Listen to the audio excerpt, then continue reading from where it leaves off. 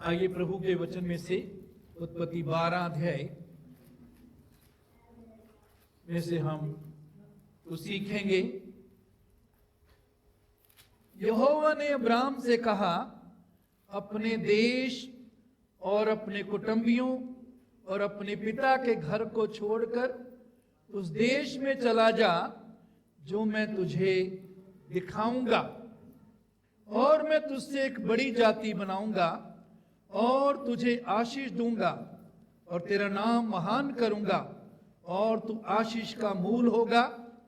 जो तुझे आशीर्वाद दे उन्हें मैं आशीष दूंगा, और जो तुझे कोसे उसे मैं शाप दूंगा, और भूमंडल के सारे कुल तेरे द्वारा आशीष पाएंगे। हालेलुया। परमेश्वर अब्राहम पर प्रकट हुआ। यदि हम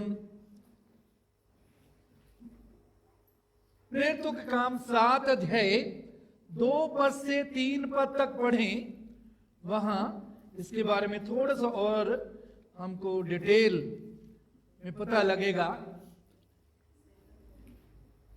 स्तिफनुस ने कहा, हे भाइयों और पितरों सुनो, हमारा पिता अब्राहम हारान में बसने से पहले जब मेसोपोटामिया में था तो तेजों में परमेश्वर ने उसे दर्शन दिया।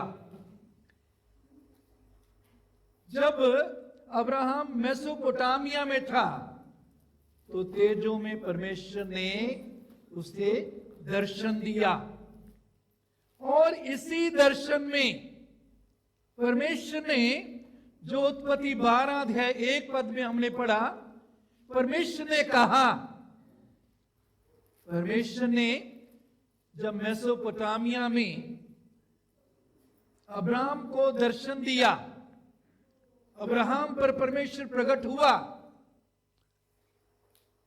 और उस परमेश्वर के बारे में क्या लिखा है? तेजों में परमेश्वर, वो परमेश्वर जो तेज से भरा हुआ है, वो परमेश्वर जो ज्योति से भरा हुआ है, वो परमेश्वर जिसमें ऐसा जीवन है जो और किसी में और में नहीं। वो परमेश्वर अब्राहम पर प्रकट हुआ, और उसी दर्शन में परमेश्वर ने अब्राहम से कहा, परमेश्वर ने अब्राहम से बात की। मेसोपोटामिया आजकल के इराक में है। मेसोपोटामिया, जहां परमेश्वर तेजों में परमेश्वर अब्राहम पर प्रकट हुआ, अब्राहम से उसने बात की, वो आज के इराक में है। उसके बाद हम देखते हैं कि परमेश्वर ने बहुत सी बातें बोली। अपने देश और अपने कुटुंबियों और अपने पिता के घर को छोड़कर उस देश में चला जा जो मैं तुझे दिखाऊंगा। उस देश में जा जो मैं तुझे दिखाऊंगा। परमेश्वर ने बताया नहीं ये कैसा देश है, इसमें खाने पीने को उसको कैसा मिलेगा, इस देश के मौसम कैसे हैं, इस देश के लोग कैसे हैं, कुछ नहीं बताया। अगर उसको बताता तो इंसानी तौर पर उसे बड़ी तसल्ली होनी थी, और अपना घर, अपना परिवार, अपना गांव, अपना स्थान छोड़ने में आसानी होनी थी। लेकिन परमेश्वर ने उसको कुछ नहीं बताया। जो देश में तुझे दिखाऊंगा उसमें जाने के लिए तो अपने परिवार को छोड़ दे, अपने लोगों को छोड़ दे, अपने देश, अपने कुटुंबियों का मतलब है रिश्तेदारों, परिवार के लोगों, और अपने पिता के घर को छोड़कर उस देश में चला जा जो मैं तुझे दिखाऊंगा। वो देश, वो जगह प्रेरितों का 7 अध्याय 2-3 में जब हम पढ़ते हैं, वो हारान है। उस स्थान का नाम जहां अब्राहम उसके बाद परमेश्वर की आज्ञा के अनुसार गया, उसका नाम हारान है। हारान में अब्राहम गया। हारान आज के तुर्की में ये जगह है, हारान।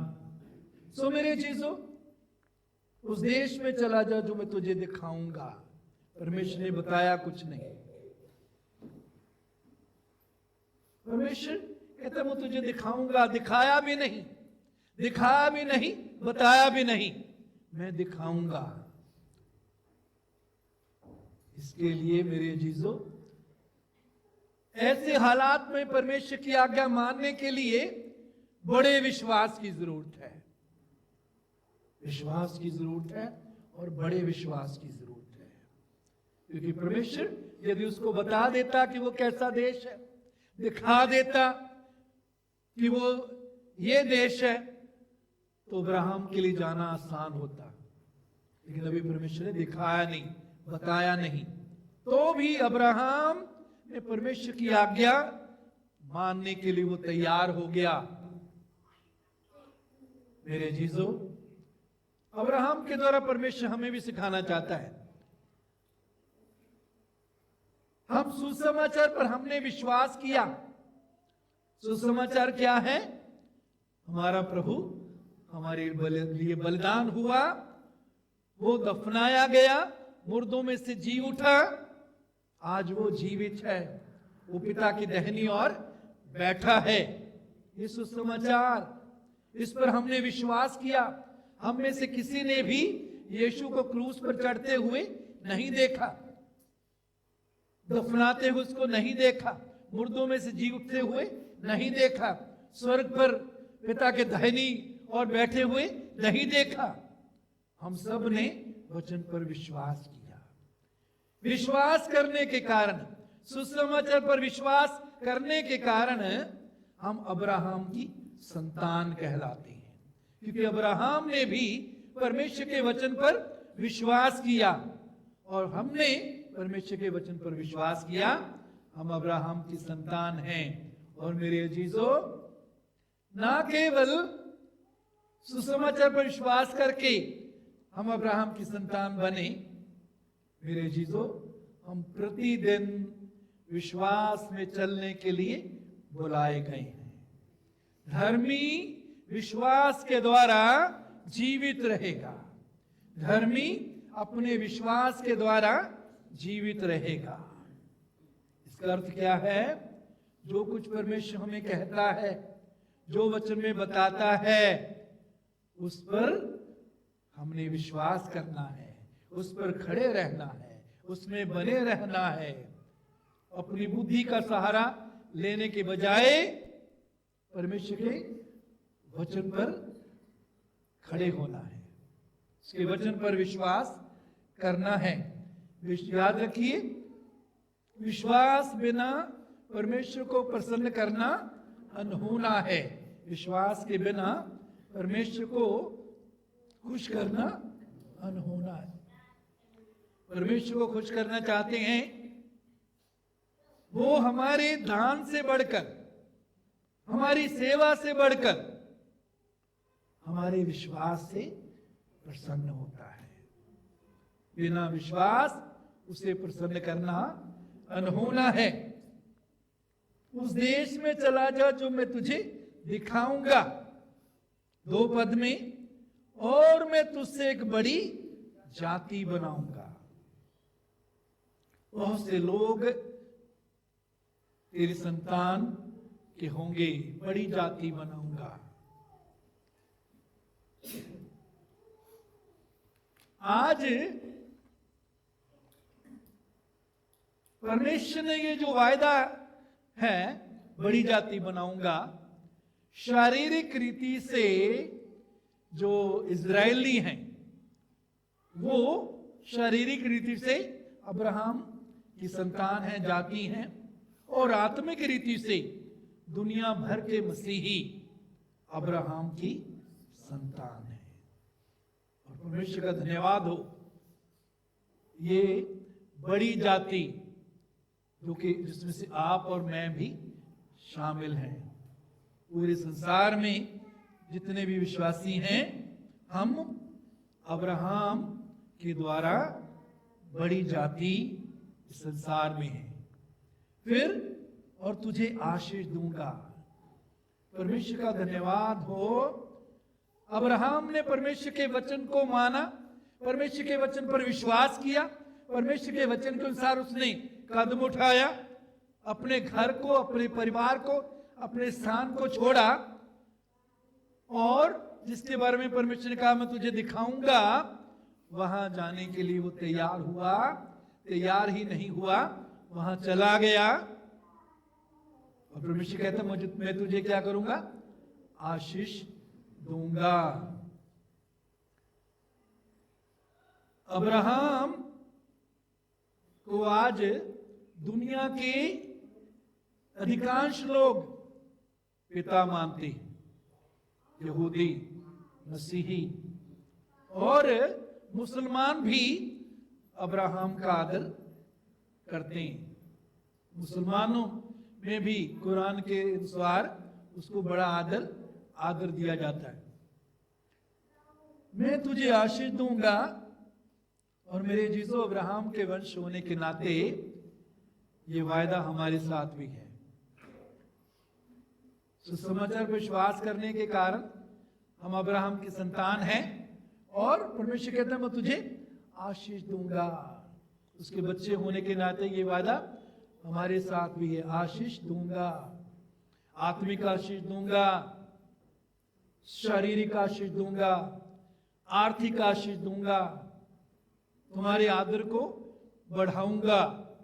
हमारा परमेश्वर आशीष देने वाला परमेश्वर है, बढ़ाने वाला परमेश्वर है।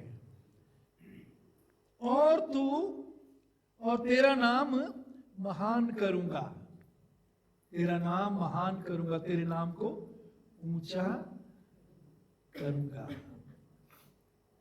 अभी गवाही सुनी मुआज के द्वारा ना, बचपन के जीवन और अब के जीवन के बारे में उसने गवाही दी। परमेश्वर कहता मैं तेरे नाम को महान करूंगा। जो परमेश्वर का आदर करते हैं, परमेश्वर उनका आदर करता है। तो उसके नाम को महानता दें, अपने कामों के द्वारा, अपने व्यवहार के द्वारा उसे महान बनाए, वो महान दिखने पाए। हमारे कामों के द्वारा, हमारे जीवन के द्वारा, हमारे व्यवहार के द्वारा हमारा परमेश्वर महान दिखने पाए। तेरा नाम पवित्र माना जाए। कैसे उसका नाम पवित्र माना जाएगा? कैसे उसका वो महान दिखेगा? हमारे जीवनों से, हमारे बोलचाल से, हमारे कामों से, हमारे व्यवहार से वो महान दिखने पाए, वो पवित्र दिखने पाए। इसलिए हम क्या बोलते हैं ध्यान दें। ये नहीं कि जो मुंह में आया वो बोल दें, जो अच्छा लगता है वो बोल दें। नहीं, अपनी जुबान पर ताला लगाना सीखें, जुबान का सही इस्तेमाल करना सीखें। कोई अशुद्ध बात, निकम्मी बात तुम्हारे मुंह से निकलने ना पाए। कोई निकम्मी बात तुम्हारे मुंह से निकलने ना पाए। बंद कर दें निकम्मी बातों को निकालना। पत्नी के खिलाफ, पति के खिलाफ, बच्चों के खिलाफ, पड़ोसियों के खिलाफ, रिश्तेदारों के खिलाफ, दुश्मनों के खिलाफ बुरी बातें बोलना बंद कर दे, निकम्मी बातें बोलना बंद कर दें। इनका ये हो जाए, इनका वो हो जाए, परमेश्वर को बदला दे, ऐसी बातें बोलना बंद कर दें। क्यों? परमेश्वर हर एक बात का लेखा लेगा, हिसाब लेगा। हर एक बात का क्या लेगा जी? परमेश्वर हिसाब लेगा। हर एक बात का। हम कई बार कहते हैं मैंने तो बात ही की थी, मैंने कुछ कौन सा कुछ उसका नुकसान कर दिया। जो बात आपने बोली है, जिसको आप कहते हैं मैंने वैसे ही बोला, उसका परमेश्वर हिसाब लेगा। आपके नंबर कम हो रहे हैं। वो बुकट जो परमेश्वर ने हमारे लिए रखे हैं, उसमें से महिमा कम होती है, जलाल कम होता है, उसकी शान को कम करते हैं, धीमा करते हैं व्यर्थ बोलने के द्वारा, व्यर्थ कामों के द्वारा। मैं तुझे आशीष दूंगा और तेरा नाम महान करूंगा और तू आशीष का मूल होगा। ना केवल मैं तुझे आशीष दूंगा बल्कि आशीष का मूल बनाऊंगा। इसका अर्थ क्या है? दूसरों के लिए आशीष बनाऊंगा, दूसरों के लिए बरकत बनाऊंगा। मैं तुझे दूसरों के लिए बरकत बनाऊंगा। याद रखिए मेरे अजीजों, आप और मैं दूसरों के लिए बरकत देने के लिए बुलाए गए हैं। अब्राहम की संतान होने के नाते आप और मैं दूसरों के लिए बरकत देने के लिए बुलाए गए हैं।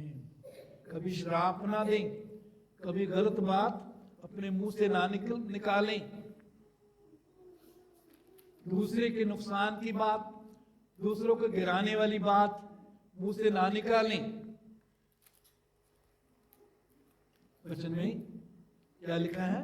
आशीष दो, श्राप ना दो। आशीष दो, श्राप ना दो। याद रखिए, जो हम बोते हैं वही काटते हैं। श्राप बोएंगे दूसरों पर, वो श्राप हम पर आता है। आशीष बोएंगे दूसरों के जीवनों में, आशीष हम पर आती है। तो आशीष का मूल होगा। याद रखिए, आप और मैं आशीष देने वाले बुलाए गए हैं, देने वाले बनने के लिए बुलाए गए हैं। कभी उम्मीद ना करें मुझे इससे ये मिल जाए, उससे वो मिल जाए, ऐसी नजर, ऐसा दृष्टिकोण ना रखें। आप और मैं आशीष देने के लिए बुलाए गए हैं। कई बार हम सोचते हैं मेरे पास क्या है, मेरे पास कुछ भी नहीं है, जब हो जाएगा तब मैं आशीष दूंगा, तब मैं देने वाला बनूंगा, तब मैं दूसरों के लिए आशीष बनूंगा। मेरे जीजू नहीं। जो थोड़े में विश्वास योग्य रहता है, प्रभु ने क्या कहा? उसको ज्यादा दिया। जो थोड़े में विश्वास योग्य रहता है उसको ज्यादा दिया जाएगा। थोड़े में से बांटना शुरू करें। थोड़े में से उनके साथ जो जिनको जरूरत है, जो हमसे ज्यादा कमजोर हैं, जो हमसे ज्यादा जरूरतमंद हैं, उनके साथ बांटना शुरू करें, देना शुरू करें। तुझे आशीष का मूल बनाऊंगा, दूसरों के लिए आशीष बनाऊंगा। और जब दूसरों के लिए आशीष बनते हैं, हम खुद भी आशीष में बढ़ते हैं। हम खुद भी आशीष में बढ़ते हैं जब दूसरों के लिए आशीष बनते हैं। मैं तुझे, जो तुझे आशीर्वाद दे उन्हें मैं आशीष दूंगा। जो आपको आशीर्वाद दे, परमेश्वर कहता है उनको मैं आशीष दूंगा। जब आप दूसरों को आशीष देते हैं तो परमेश्वर आपको आशीष देता है। तो दूसरों को आशीष दे। मुंह से परिवार में भी अपने किसी मेंबर को, वो कितना भी बुरा है,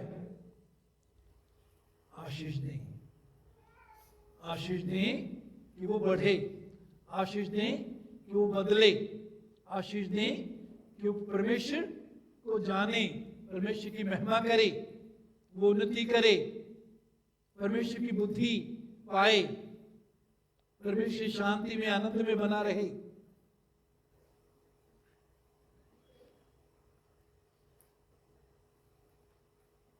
जो तुझे कोसे उसे मैं शाप दूंगा, जो तुझे कोसे उसे मैं शाप दूंगा। जो हमको कोसते हैं, हमें बुरा कहते हैं, उनको बुरा मत कहें।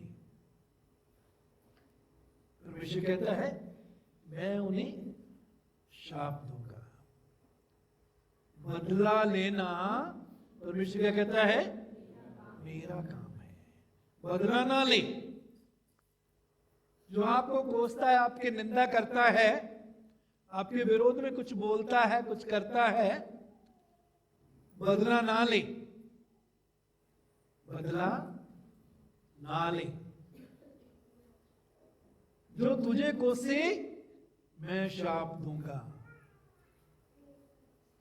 और भूमंडल के सारे कुल तेरे द्वारा आशीष पाएंगे। अब्राहम को वादा है अब्राहम से कि भूमंडल के सारे कुल, सारी जातियां, सब रंग के लोग, सब भाषा बोलने वाले लोग, हर एक महाद्वीप में रहने वाले लोग, हर एक देश के लोग तेरे द्वारा आशीष पाएंगे। सुसमाचार जहां जहां पहुंचता है, वहां वहां सुसमाचार पर विश्वास करने वाले आज आशीष पाते हैं। वो अब्राहम की संतान बन जाते हैं और अब्राहम के द्वारा सारे कुल आशीष पाते हैं। मेरे जीजों, और इस आशीष सब कुलों के लिए आशीष बनने के लिए परमेश्वर आपको और मुझे भी इस्तेमाल कर रहा है। हम अब्राहम की संतान होने के नाते परमेश्वर हमें इस्तेमाल करता है दूसरों के लिए आशीष बनने के लिए। तो याद रखिए, हम आशीष बनने के लिए बुलाए गए हैं। आशीष निकले मुंह से, अच्छी बातें, तरक्की की बातें निकले दूसरों के लिए। यहोवा के इस वचन के अनुसार अब्राहम चला यहोवा के इस वचन के अनुसार। अब्राहम क्यों चला जी? यहोवा के वचन के साथ, क्योंकि परमेश्वर ने उसको वचन दिया था। परमेश्वर ने वचन के द्वारा उसको आज्ञा दी थी। अब्राहम ने वचन के अनुसार कदम उठाया, अपने घर बार, अपने परिवार को, अपने स्थान को छोड़ा वचन के अनुसार, परमेश्वर के वचन के कारण। एक और बात इसी आयत में हम देखते हैं, और लूत भी उसके संग चला। लूत भी उसके संग चला। लूत परमेश्वर के वचन के अनुसार नहीं चला था। लूत के लिए परमेश्वर की आज्ञा नहीं थी कि वो अब्राहम के साथ जाए। ऐसा विश्वास किया जाता है कि लूत का पिता, उसके पिता की डेथ हो गई थी, इसलिए अब्राहम ने उसको साथ ले लिया। लेकिन ये परमेश्वर की सिद्ध योजना में नहीं था। इसी कारण लूत, हम देखते हैं, आशीष नहीं बना। लूत के सेवक और अब्राहम के सेवक दोनों में झगड़ा होने लगा। दोनों में झगड़ा हुआ झगड़े के कारण इन दोनों को अलग अलग होना पड़ा। फिर लूत जो है कहां बस गया, कहां रहने लगा, कोई बताएगा? मुझे बोलो बेटे, उच्च सही बोल रहे, मुझे बोला करो। सदोम और अमोरा। अगर गलत भी बोलो तो भी ऊंचे बोला करो, डरना नहीं, घबराना नहीं, कोई फाइन नहीं लगाएंगे। सदोम और अमोरा वो इलाका जो दुष्टता से भरा हुआ था। वो लोग जो महादुष्ट थे,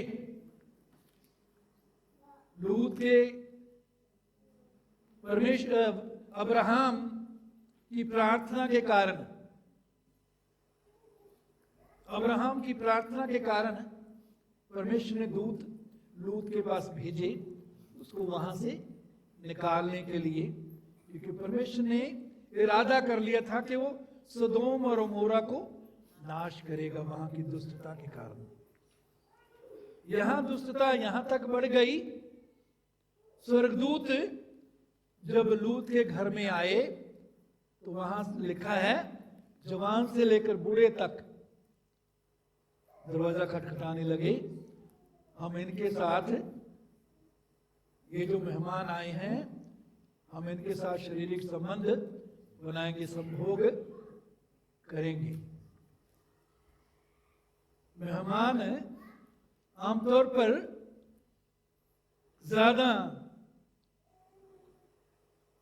जो समाज है उनमें मेहमान को आदर दिया जाता है। हमारे पंजाब में भी, गांव में तो भी खास बहुत है, किसी का भी मेहमान आ जाए आस पड़ोस के लोग भी आदर करते हैं। तो लेकिन ये लोग इतने दुष्ट थे, अब्राहम के विश्वास के कारण, अब्राहम लूत को प्यार करता है, दया उसके अंदर है, तो परमेश्वर ने दूत भेजे उनको निकालने के लिए। लेकिन आगे क्या हुआ?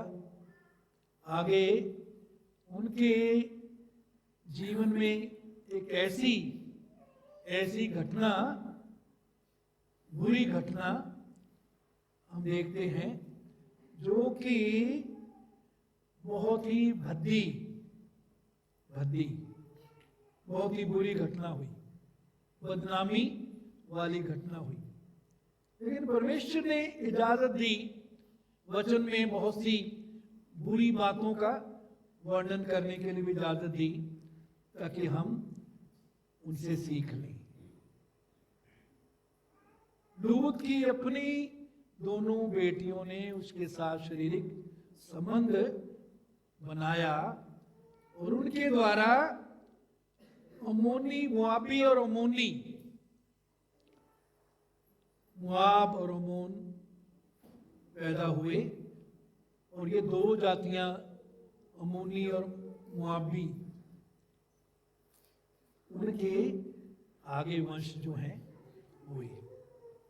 जो आगे चल के हम देखते हैं कि इजरायलियों की विरोधता करते थे, इजरायलियों के विरोध में रहते थे। मेरे जीजो,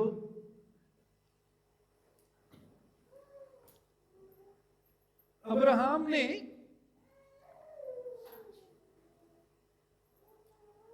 अगर वो हो सकता है परमेश्वर से पूछता, परमेश्वर उसको बता देता कि तू इसको ना लेकर जा। उसने अपनी समझ का सहारा लिया। इसको नहीं बुलाया गया था लूत को, तो भी लूत को साथ ले गया। और हम देखते हैं कि उसका परिणाम जो है बहुत ही दूर तक, गलत परिणाम, गलत असर, बहुत दूर तक, पीढ़ियों तक उसका गलत असर हुआ। तो मेरे चीजों, इस बात पर जरूर गौर करें कि जब भी हम कोई कदम उठाते हैं, किसको हम साथ लेते हैं, क्या उसको परमेश्वर ने हमारे साथ जोड़ा है या नहीं, क्या परमेश्वर चाहता है उसको हम साथ ले या नहीं। यहोवा के इस वचन के अनुसार अब्राहम चला और लूत भी उसके संग चला। और जब अब्राहम हारान देश से निकला उस समय वह 75 वर्ष का था। मेसोपोटामिया से हारान आया और हारान से आगे वो आगे चलता है, उस देश में जाता है जिस देश में आज इजरायली हैं। इस प्रकार अब्राहम अपनी पत्नी सारै और अपने भतीजे लूत को और जो धन उन्होंने इकट्ठा किया था और जो प्राणी उन्होंने हारान में प्राप्त किए थे, सबको लेकर कनान देश में जाने को निकल चला। वहां से कनान देश में जाने को निकल चला और उस देश के बीच से जाते हुए अब्राहम शकेम में जहां मोरे का बांज वृक्ष है पहुंचा। उस समय उस देश में कनानी लोग रहते थे और वचन में हम देखते हैं कनानी लोग बहुत ही बुरे लोग थे, दुष्ट लोग थे। तब यहोवा ने अब्राहम को दर्शन और समय आया, परमेश्वर ने उनको वहां से निकाल दिया। परमेश्वर ने अपने लोगों के द्वारा वहां से सात जातियों के लोगों को वहां से निकाला, जिनमें कनानी भी। तब यहोवा ने अब्राहम को दर्शन देकर कहा, यह देश मैं तेरे वंश को दूंगा। दूसरी बार फिर परमेश्वर ने अब्राहम को दर्शन दिया और दर्शन देकर कहा, यह देश मैं तेरे वंश को दूंगा। और उसने वहां यहोवा के लिए, जिसने उसे दर्शन दिया था, एक वेदी बनाई। परमेश्वर ने कहा, ये देश मैं तेरे वंश को दूंगा, ये तेरा है, तेरे वंश का ये देश है। और अब्राहम के बारे में लिखा है कि उसने वहां एक क्या बनाई, वेदी बनाई। क्या बनाई? वेदी बनाई। हमने पिछले हफ्ते में इसहाक के बारे में पढ़ा था। इसहाक के बारे में देखा था कि उसने भी वेदी बनाई, प्रार्थना की, बलिदान चढ़ाए। और हमने उस वेदी से हमने क्या सीखा था? कोई बताएगा? उस वेदी से, वेदी का जिक्र करते हुए, जिक्र उसके बारे में पढ़ते हुए हमने क्या सीखा था? है जी, बोलो बोलो, सही बोल रहे हो। हैं? आत्मिक बलिदान चढ़ाए। पुराने नियम में शारीरिक बलिदान, पंछी या जानवर, ऐसे बलिदान चढ़ाए जाते थे, अन्न बलि भी चढ़ाई जाती थी। लेकिन नए नियम में हम आत्मिक बलिदान चढ़ाने के लिए बुलाए गए हैं और ये प्रतिदिन चढ़ाना है। सबसे पहले अपने शरीरों का बलिदान, शरीर को जीवित, पवित्र और परमेश्वर को भावता बलिदान करके चढ़ाओ। धन्यवाद का बलिदान, स्तुति का बलिदान और विश्वास का बलिदान। फिलिप्पियों की पत्री में से हमने पढ़ा था, विश्वास में जब हम चलते हैं, विश्वास में बने रहते हैं, वो भी परमेश्वर के लिए एक बलिदान होता है। फिर जो कुछ हम दूसरों को देते हैं, उनकी मदद करते हैं, समय देते हैं, समय का बलिदान, आर्थिक रीति से मदद करते हैं, उनकी जरूरतों में मदद करते हैं, वो भी बलिदान। तो हम आत्मिक बलिदान, मेरे जीजो, प्रतिदिन वेदी पर लाए। अपने लिए जीने के लिए नहीं बुलाए गए, अपने आप को बलिदान चढ़ाने के लिए। प्रभु तेरी इच्छा मेरे जीवन में पूरी हो, तेरा नाम ऊंचा हो, तेरा उद्देश्य मेरे जीवन के द्वारा पूरा हो, तेरे नाम को महिमा मिले।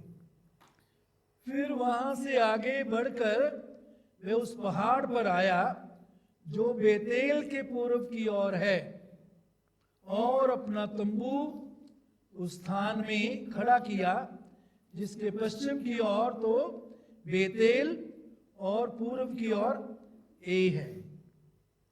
यह हम देखते हैं, तंबू खड़ा किया, तंबू का वर्णन है। इस लाइन वाले बोलेंगे हम।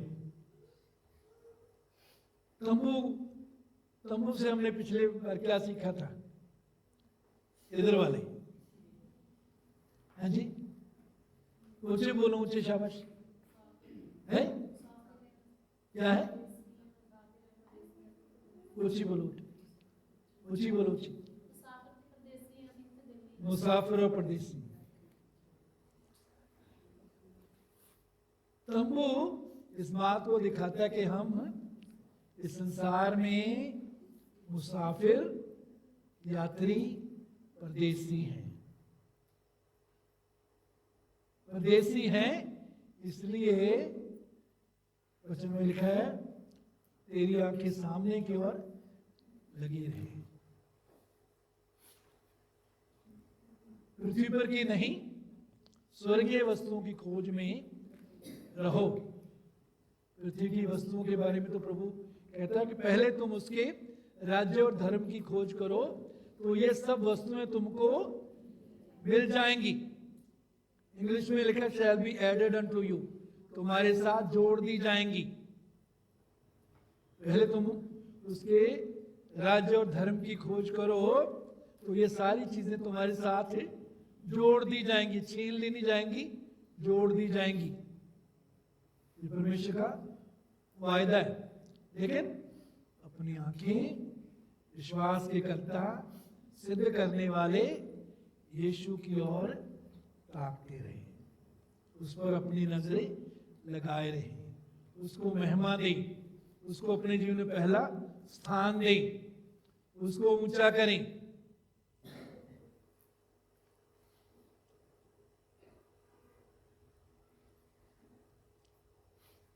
दस पद, उस देश में अकाल पड़ा, इसलिए अब्राहम मिस्र देश को चला गया कि वहां परदेसी होकर रहे, क्योंकि देश में भयंकर अकाल पड़ा था। उस देश में जिसमें परमेश्वर लेकर आया था, जिसके बारे में परमेश्वर ने कहा कि तेरे वंश को मैं दूंगा, उस देश में क्या पड़ा? अकाल पड़ा, अकाल पड़ गया। मेरे जीजो, फिर ऐसा हुआ कि मिस्र के निकट पहुंचकर उसने अपनी पत्नी सारा से कहा, सुन, मुझे मालूम है कि तू एक सुंदर स्त्री है, और जब मिस्री तुझे देखेंगे तब कहेंगे यह उसकी पत्नी है, इसलिए वे मुझको तो मार डालेंगे पर तुझको जीती रख लेंगे। मुझको मार डालेंगे, तुझको जीती रख लेंगे। मेरे चीजों, अब्राहम की कमियां या कमजोरियां भी हम वचन में देखते हैं, ताकि उसकी कमियों और उसकी कमजोरियों से हम सीख सकें। यहां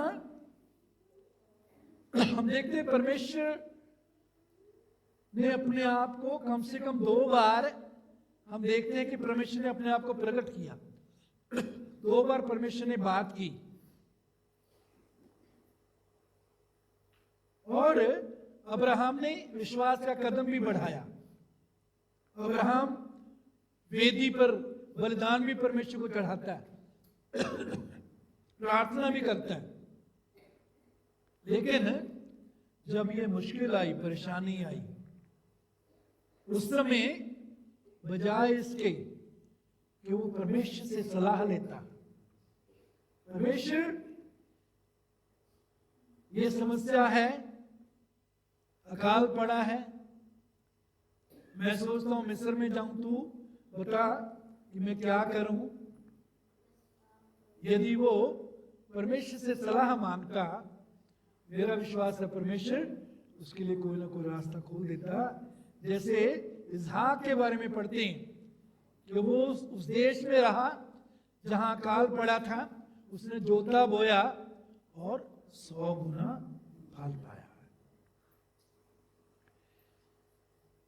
लेकिन कई बार हम भी ऐसे करते हैं, बजाय परमेश्वर से सलाह लेने के अपनी समझ का सहारा लेते हैं और फिर कहते तू बहुत खूबसूरत है, सुंदर है, तेरे कारण क्या है, वे मुझको तो मार डालेंगे पर तुझको जीती रख लेंगे। मुझे मार डालेंगे, तुझको जीती रख लेंगे। यहां भी हम देखते हैं अब्राहम बजाय परमेश्वर पर विश्वास करे कि जो परमेश्वर उसको यहां लेकर आया है, जिस परमेश्वर की उसने आवाज सुनी है, जिस महिमा युक्त परमेश्वर ने, तेजों में परमेश्वर ने अपने आप को उस पर प्रकट किया है, वो परमेश्वर इसे मिस्र में बचा भी सकता है। मिस्र में इसकी पत्नी की और इसकी रक्षा कर सकता है। बजाय ये मांगने की, ऐसा मांगने के लिए, सुरक्षा मांगने की बजाय इसके कि वो ये विश्वास करे कि मेरा परमेश्वर मिस्र में भी मेरे साथ होगा, चाहे मेरी पत्नी बहुत खूबसूरत है तो भी वो मेरी और मेरी पत्नी की रक्षा करेगा। बजाय इसके उसने कुछ और विश्वास कर लिया। क्या? वे मुझको तो मार डालेंगे पर तुझको जीती रख लेंगे। तेरे कारण मुझको मार देंगे और तुझको जिंदा रख लेंगे। तेरे विश्वास के अनुसार तेरे लिए हो जाए। इसने इस समय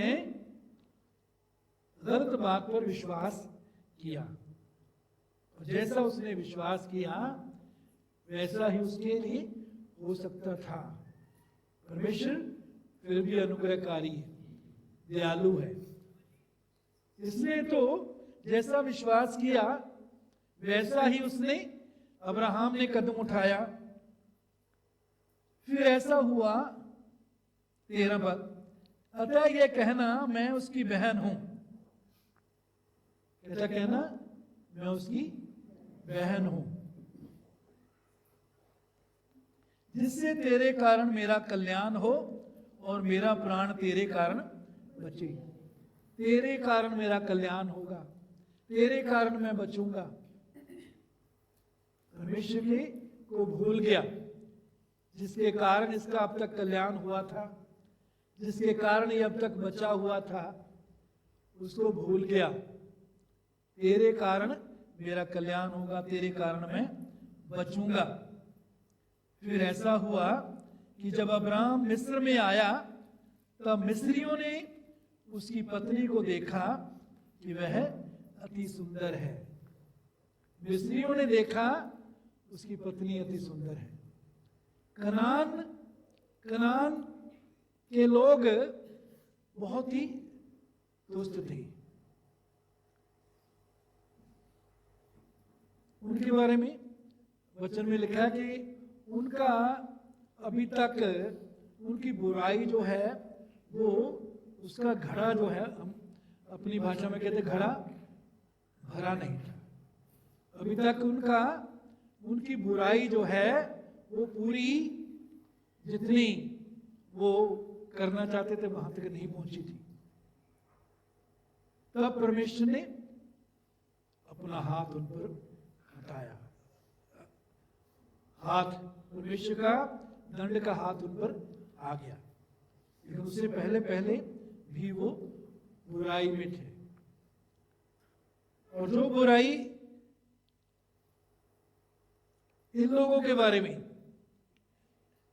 मिस्र के लोगों के बारे में इसका कोई जिक्र नहीं है, लेकिन फिर भी वो संसार के लोग हैं, बुरे हैं।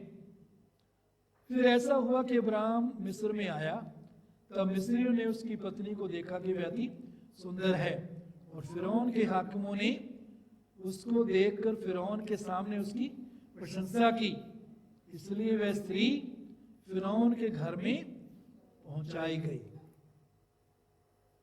फिरौन के घर में पहुंचाई गई, और फिरौन ने उसके कारण अब्राहम की भलाई की, और उसको भेड़ बकरी, गाय बैल, दास दासियां, गधे गधियां और ऊंट मिले।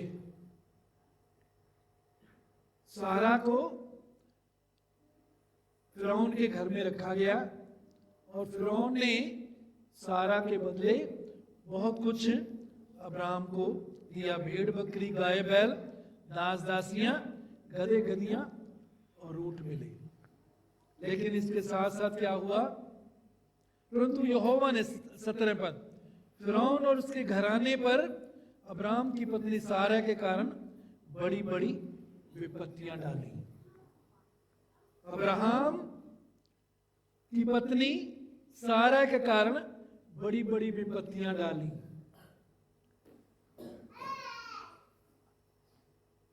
अब्राहम की पत्नी सारा के कारण, वास्तव में इसका कारण अब्राहम था। वास्तव में इसका कारण अब्राहम था। और परमेश्वर ने क्या कहा था? मैं तुझे आशीष दूंगा, आशीष का मूल बनाऊंगा। ये जो वायदा है परमेश्वर ने अब्राहम और उसके परिवार के साथ किया था। परिवार के साथ भी ये वायदा था कि वो परिवार को आशीष देगा और आशीष बनाएगा। हम उसके परिवार के हैं, इसलिए हमारे लिए वादा है कि हमें आशीष देगा, आशीष देता है, आशीष दी है और आशीष बनाएगा। लेकिन यहां हम देखते हैं कि वो विपत्ति का कारण, मुसीबत का कारण बन गया। जब हम परमेश्वर की इच्छा में नहीं होते, नहीं बने होते, तो हम दूसरों के लिए आशीष की जगह विपत्ति, मुसीबत का कारण बन जाते हैं। तूने 18 पद, तब फिरौन ने अब्राहम को बुलवाकर कहा, क्योंकि बड़ी बड़ी विपत्तियां उस पर आ गईं। फिरौन और उसके घराने पर बड़ी बड़ी मुसीबतें आईं। तूने मेरे साथ ये क्या किया है? तूने मुझे क्यों नहीं बताया कि ये तेरी पत्नी है? फिरौन ने इस बात की खोज निकाल ली कि ये विपत्ति उस पर क्यों आई है। मेरे चीजों, यदि हमारे जीवन में कोई विपत्ति आ जाती है, कोई मुसीबत आ जाती है, उसका कारण जरूर जानिए। परमेश्वर से बुद्धि मांगिए, परमेश्वर बताएगा कि वो मुसीबत क्यों आई, ताकि हम उस कारण को दूर कर सकें। तो फिरौन ने जान लिया और अब्राहम से कहता है, तूने मेरे साथ ये क्या किया? तूने मुझे क्यों बताया ये तेरी पत्नी है? तूने मुझे क्यों नहीं बताया कि यह तेरी पत्नी है? तूने क्यों कहा कि वह तेरी बहन है? मैंने उसे अपनी ही पत्नी बनाने के लिए लिया, परंतु अब अपनी पत्नी को लेकर यहां से चला जा। इसकी हाफ सिस्टर थी, रिश्तेदारी में से थी, इसलिए उसने आधा झूठ बोला था, लेकिन झूठ तो झूठ ही है। परंतु अब अपनी पत्नी को लेकर वहां से चला जाओ। और फिरौन ने अपने आदमियों को उसके विषय में आज्ञा दी, और उन्होंने उसको और उसकी पत्नी और सब संपत्ति सहित जो उसको दी थी विदा कर दिया। सब संपत्ति जो उसको दी थी उसके सहित विदा कर दिया। मेरे जीजो, अब्राहम के जीवन से, उसकी अच्छी बातों से, उसके विश्वास से, उसकी आज्ञाकारिता से हम सीख सकते हैं और उसकी गलतियों से भी हम सीख सकते हैं। जरूर सीखना चाहिए। परमेश्वर के वचन में परमेश्वर के लोगों की गलतियां इसलिए बताई गई हैं ताकि हम उससे सीख सकें कि हम सब कभी ना कभी गलती करते हैं, कभी ना कभी कोई गलती करते हैं और हम उनसे पश्चाताप करके उन पर जय पाकर उस गड्ढे से खड़े होकर आगे बढ़ते जाएं। आइए प्रार्थना करें।